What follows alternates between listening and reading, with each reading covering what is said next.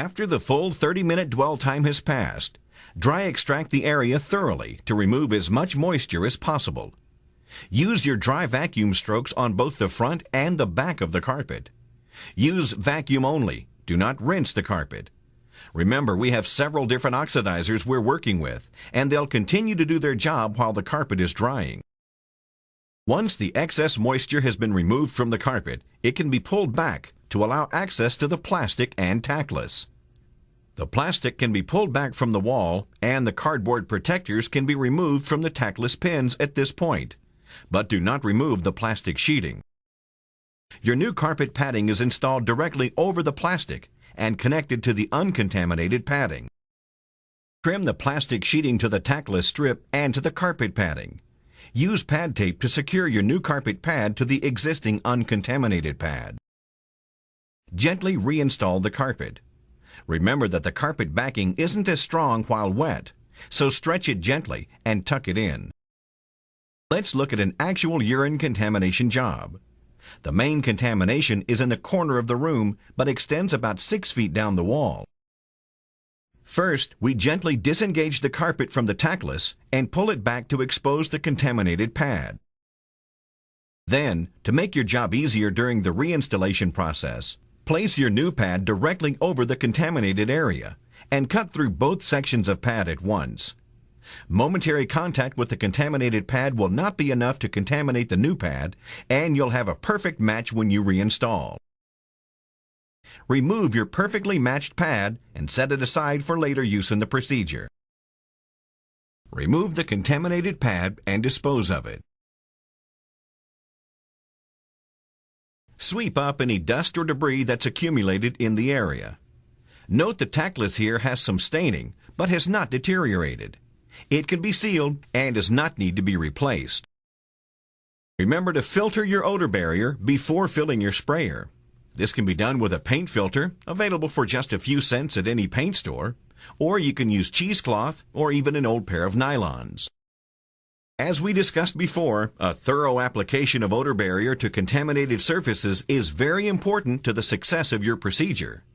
Pay special attention to the junction between the floor and drywall, as well as to any contaminated tackless that's being treated and not replaced. As you can see, the baseboards have been removed in preparation for sealing and repainting. When using plastic to create your trough, follow the contour of the floor so the plastic forms a tray.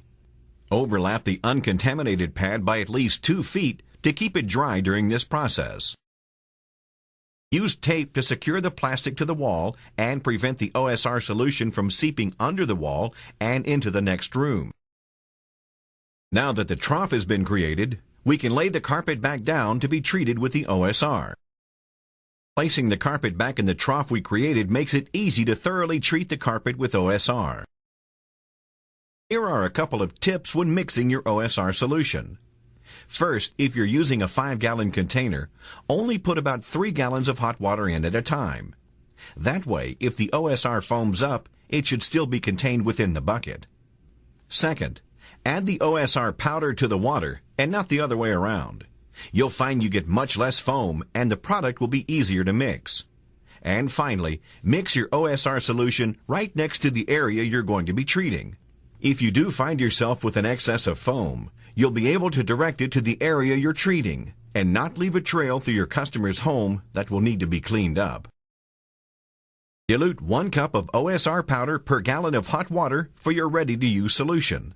While it's quite common for the product to foam, mineral content in the water may reduce the amount. The oxidizers in the product are still working, but may not be as volatile. Again, make your job easier and mix the product right next to the area you're treating. And mix your OSR thoroughly. Unmixed OSR powder can leave a residue in the carpet fibers that may not be apparent until after it dries. That will mean a return trip to re-clean the area. Saturate the carpet thoroughly with the OSR solution. We aren't misting or spraying the carpet with the OSR solution, we're pouring it on. Once you have enough solution on the carpet, use your wand without any of the hoses attached as a squeegee to ensure all contaminated fibers are saturated. Allow the solution to dwell for 30 minutes. The primary oxidation reaction is taking place during this time, And while it's working, we can work in other areas of the house. Whether it's removing stains, doing repairs, even straightening your van, do what you need to do to stay busy while the OSR is allowed its full 30-minute dwell time. After the OSR has been allowed to dwell, use your wand with vacuum-only dry strokes to remove excess solution. Remember, there are several time-to-release oxidizers in the OSR. Even though you may not be seeing a visible reaction like you did within the first 30 minutes, the OSR is still active and will continue to work removing odors and stains during the drying process. Rinsing the face fibers will inhibit this reaction and will often leave water markings on lighter carpets as it dries. Once the primary extraction has been accomplished, it's time to assess the effectiveness of the treatment.